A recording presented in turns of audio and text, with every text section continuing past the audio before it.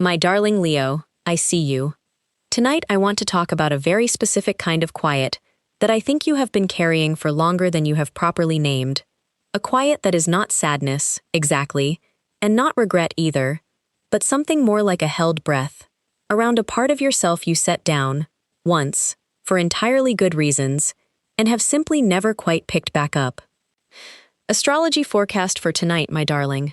The part of yourself you put aside for other people. Marriage, work, family, responsibility, whichever combination of genuinely good reasons actually applied to your own life. I am not here tonight to tell you that setting it aside was a mistake. It very likely was not.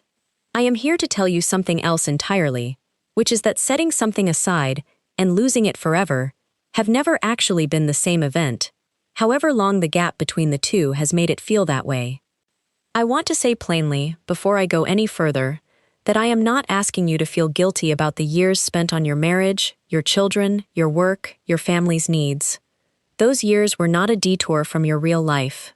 They were your real life, genuinely lived, genuinely valuable, and I would never ask you to regret a single one of them in order to reclaim what waited underneath them. Tonight is not about undoing those years. It is simply about noticing that they never actually required the other part of you to disappear in order to be fully, properly lived. I am Madame Aurora, 35 years studying the stars from my office in Manhattan, and let me give you the real astrology, because it explains, precisely, why what you set aside is still exactly where you left it. Your ruling planet is the sun, and I want you to think, tonight, about what actually happens during an eclipse. The moon passes directly in front of the sun, and for a period, the sun becomes invisible, blocked entirely from view. My darling, in every single recorded eclipse in the whole of human history, the sun has never once actually stopped existing during that period. It has never dimmed, weakened, or required any repair once the moon finally moved on. It was always exactly, fully itself, the entire time, simply obscured, temporarily, by something considerably smaller passing directly in front of it. That is precisely what happened to the part of you we are speaking of tonight. Marriage, work, family, responsibility, each one, in its own way, a body passing in front of your own light for a season, entirely real, entirely legitimate, and never once actually extinguishing what it was blocking from view. The eclipse ends, my darling. It always does. And the sun underneath it has never required a single hour of repair in order to shine again exactly as it always did. Let me show you the card I have chosen for you tonight, because it tells you exactly what is actually still available to you, waiting. The card is the Magician. A figure stands at a table, one arm raised toward the sky, the other pointing down toward the earth. And on the table before him, all four instruments of this entire deck are laid out plainly. A cup, a sword, a wand, a pentacle. Above his head, a symbol shaped like a sideways figure 8, an infinite loop with no beginning and no end. Around his waist, in a good number of traditional renderings, a serpent, its tail held in its own mouth. Everybody reads this card the same way, and I do not think the popular reading is wrong.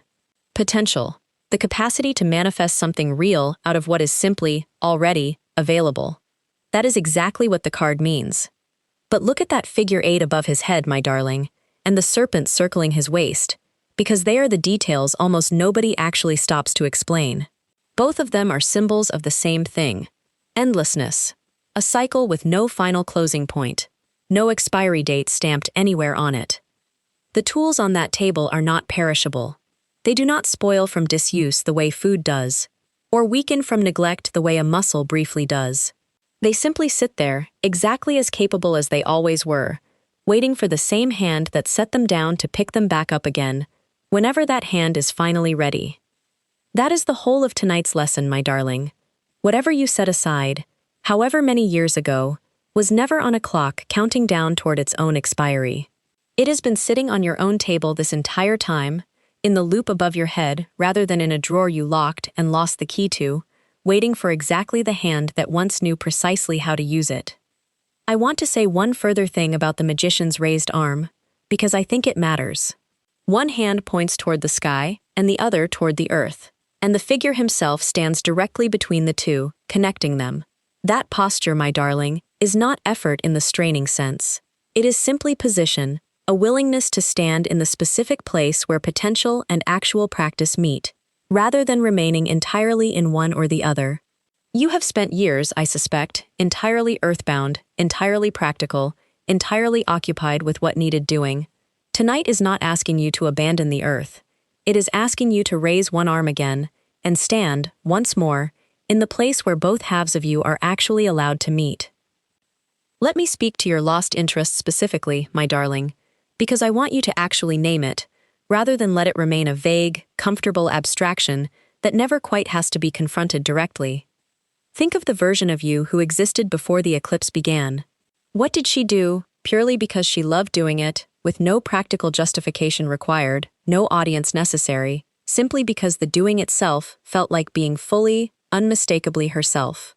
A creative pursuit, a physical practice, a subject she read about for hours, a version of ambition that had nothing to do with providing for anyone else.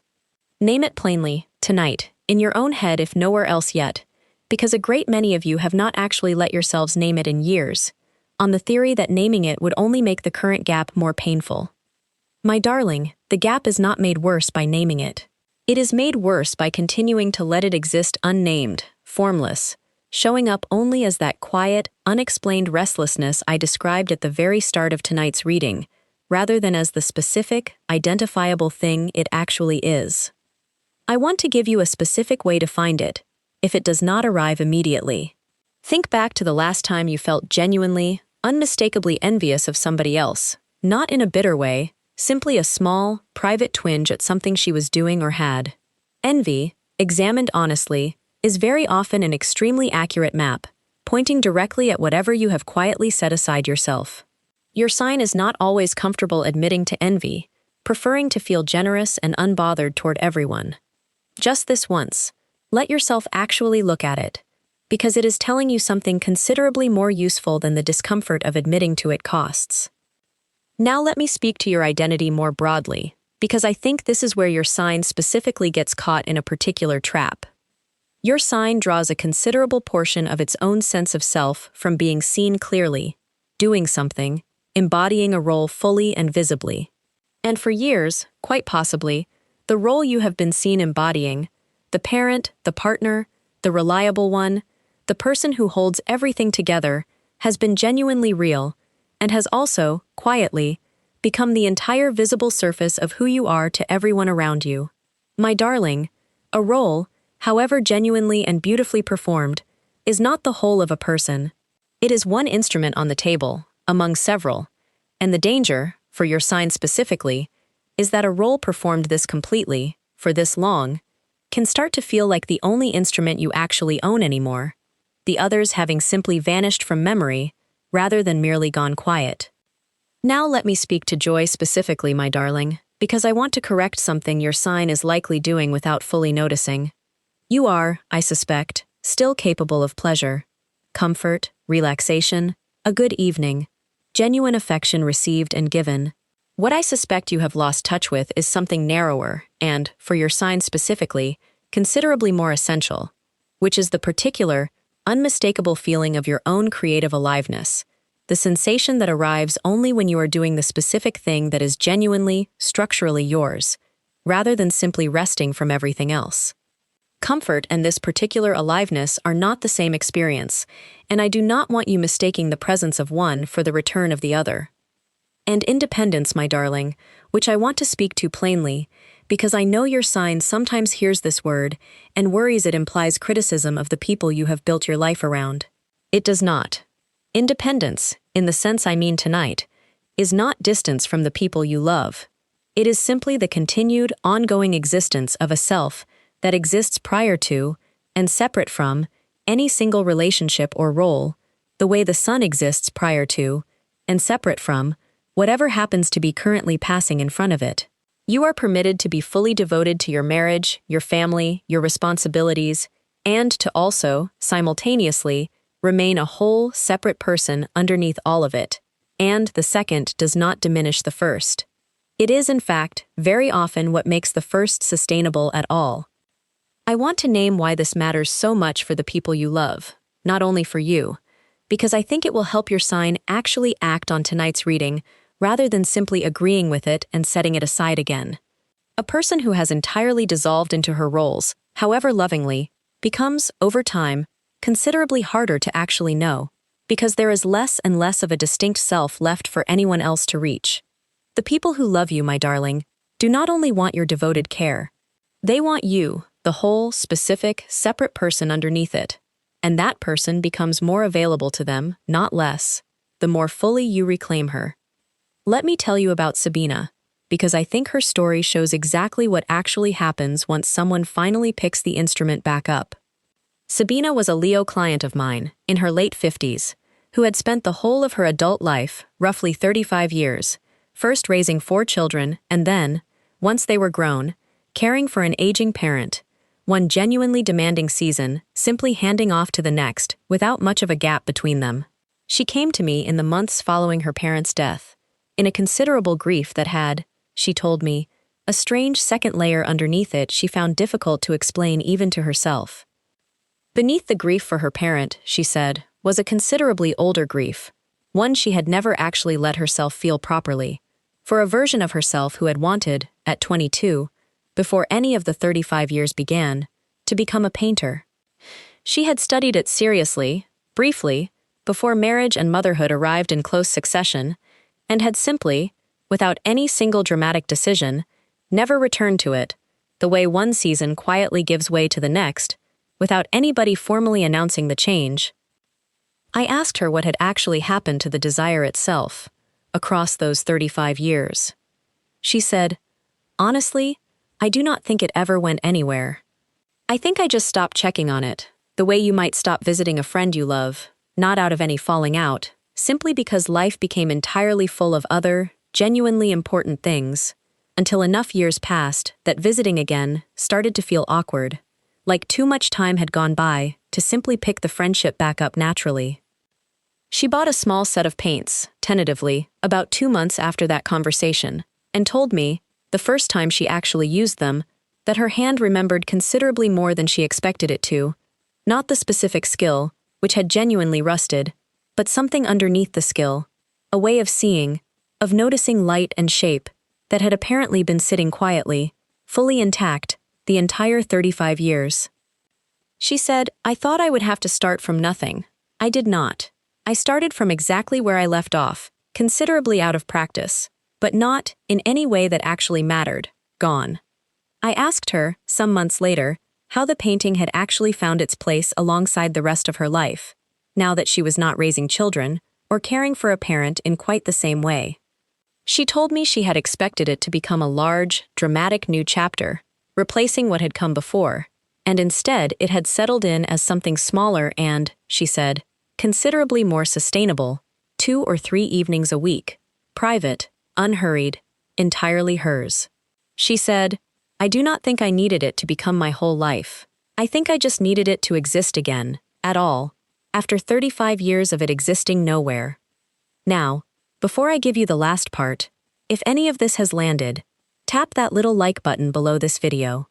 It helps this reading find somebody else who has been quietly grieving a friendship she never actually needed to end. And if you are not yet subscribed, this is the moment, because I make readings like this one for every sign, and I would love for you to be here when the next one arrives. The last part I want to give you is reclaiming time, my darling, because everything I have said tonight is only useful if it produces an actual, physical hour, somewhere, this week. I want you to be honest with yourself about something first. You very likely believe you do not have time for this, and I want to gently challenge that belief before you decide it is settled. Most people, examined honestly, do not lack the hour itself so much as they lack a version of that hour already assigned to something else, by habit rather than by genuine examined necessity. I would ask you to look, plainly, at your own week and find 1 hour currently spent on something that does not actually require you, out of genuine obligation, and reassign it, deliberately, once, to whatever instrument you named earlier tonight. Sabina did not reclaim 35 years all at once. She reclaimed one small set of paints, and one Tuesday evening, and then, gradually, another. My darling, you are not required to rebuild the entire lost identity in a single gesture. You are only required to pick the instrument back up, once, this week, And trust, the way tonight's card has been trying to tell you all along, that your own hand remembers considerably more than the years apart have led you to fear. If the specific hour you find genuinely feels impossible to protect, my darling, protect a smaller one instead, 10 minutes rather than 60, but protect it actually, on the calendar, the same way you would protect an appointment for somebody else's genuine need. Your own sign has spent years treating everyone else's requirements as non-negotiable, and your own as the first thing to be quietly sacrificed when the week runs short. Tonight, just once, let your own hour claim the same non-negotiable status you have always so readily granted everyone else's. Leave me a comment, my darling, if this reading found you tonight, and tell me, in a single word or a short phrase, what your own instrument actually is. Not the whole story, simply the name of the thing. I read every single comment, truly, and a comment section full of women, each naming her own instrument plainly, is a room full of people quietly discovering how many of them have been carrying an almost identical, quiet grief, for an almost identical reason, for years. Now let me give you the ritual, and I want you to do this one physically, my darling, involving the actual instrument itself wherever possible, rather than only thinking about it on paper. Find 20 minutes, sometime this week, and if you can, bring the actual object into the room with you. The instrument, the paints, the notebook, the shoes, whatever it happens to be. If the object itself is not available to you, bring a piece of paper instead. If you have the object, simply hold it, or use it, briefly, without any particular goal attached. Not a finished piece, not a proper session. Simply contact, physical and direct, between your hand and the thing itself. If you are working from paper instead, write, at the top, the name of your instrument, plainly. Beneath it, write when you last actually used it, as precisely as you can recall. And beneath that, one line, in your own hand. This was never gone. I simply stopped visiting. Beneath that, write one specific hour, this week, already chosen from your own real schedule, when you are actually going to pick it back up, even briefly. Keep the page, or the object, somewhere you will see it again. And when the hour you chose actually arrives, my darling, go to it, exactly the way Sabina finally went to her small set of paints, expecting, perhaps, to start from nothing, and discovering, instead, that considerably more of you survived the eclipse than the years apart ever let you believe. Now, my darling, let me give you the thing I have been building toward the whole of this hour. I want to return, one final time, to the eclipse I described at the very start, because I think there is one further piece of it that actually matters more than anything else I have told you tonight. An eclipse, my darling, does not end because the sun does anything at all. The sun does not fight its way back into view, does not strain, does not have to relearn how to shine. It ends simply because the moon, in its own time, on its own orbit, continues moving, the way it was always going to, and the sun, having done nothing but remain exactly, fully itself the entire time, is revealed again, precisely as it always was. I want you to hear what that actually means for you tonight. You do not need to force this, or treat the reclaiming as a strenuous project requiring willpower you may not currently have available.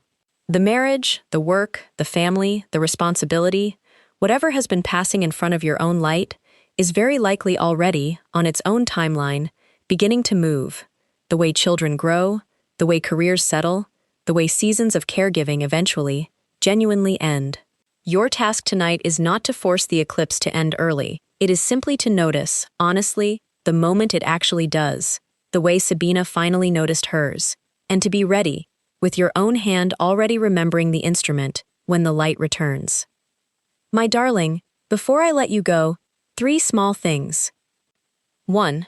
If any part of this reading found you tonight, if you recognized your own 35 years in Sabina's story, or your own quiet, unnamed restlessness in the eclipse I described, tap that like button. It helps this reading find somebody else who needs exactly this permission tonight.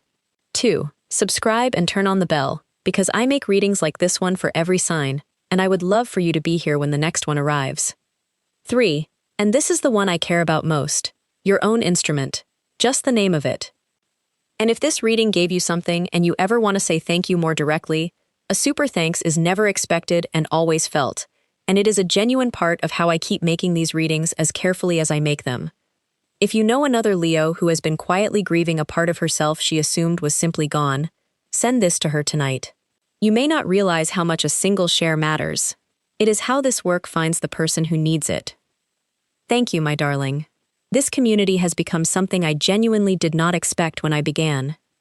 The part of yourself you put aside for other people. That is the title, and I want to close by telling you exactly what I mean by it, because it is not entirely what you thought when this hour began. It does not mean you made a mistake, setting it down, or that you are somehow behind a version of your life you should already have caught up to by now. It means the eclipse, whatever exactly caused it, was always going to be temporary, whatever it currently feels like from inside it, and the sun underneath it has never once required a single hour of repair in order to shine exactly as fully as it always did, the moment you actually turn back toward it. Your interests, still exactly where you left them. Your identity, considerably larger than the one role you have been visibly performing. Your joy, distinct from mere comfort, waiting for the specific instrument that actually produces it. Your independence, entirely compatible with everyone you love. And your time, one honest hour, already available somewhere in your own week, the moment you decide to actually claim it. Pick the instrument back up, my darling. Your hand remembers considerably more than you think. I am Madame Aurora from Manhattan, and I love you, my dear Leo. I will see you in the next reading.